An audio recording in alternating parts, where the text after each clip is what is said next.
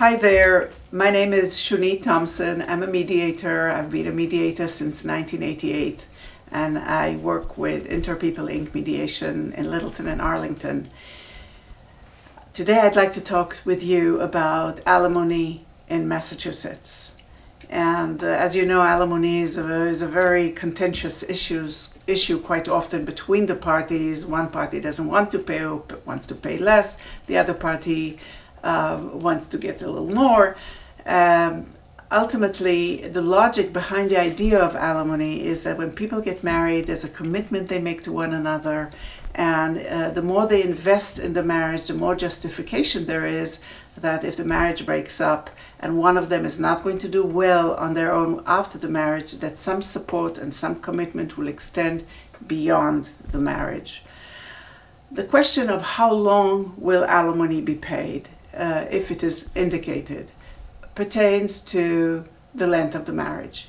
So if the marriage is shorter, you pay alimony for a shorter time. If it's up to 5 years, you'll pay up to 50% the length of the marriage. If it's between 5 and 10 years, you'll pay up to 60% the length of the marriage, and so forth. If the marriage lasted over 20 years and circumstances make it possible or justify it, alimony could last indefinitely.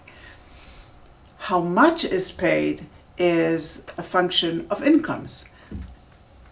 The way it is done in Massachusetts is that alimony is a percent of the difference. If the difference is very small, like $5,000, $10,000, most likely people would say, well, we don't need alimony. But if the percent is big, and particularly if one person is earning a little, too little to survive and to live well on their own, then alimony is indicated, and then it can be up to 35% of the difference.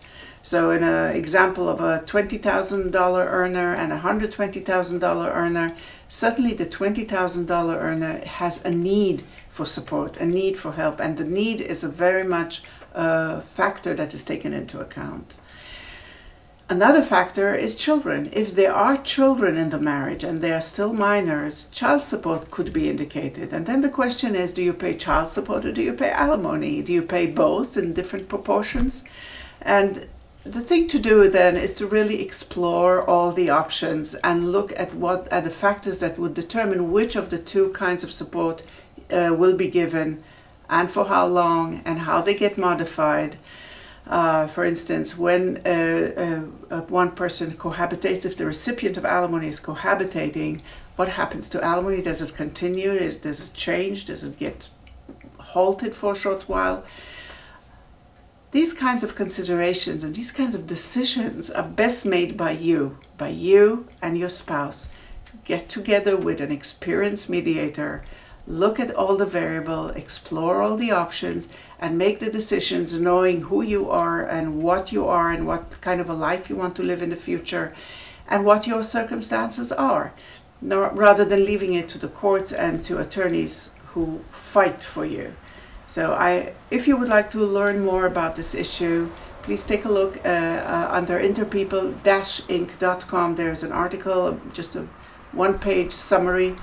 And another option is to call if you'd like to consult. You are very welcome. I'll be very pleased to talk with you, and I will look forward to hearing from you.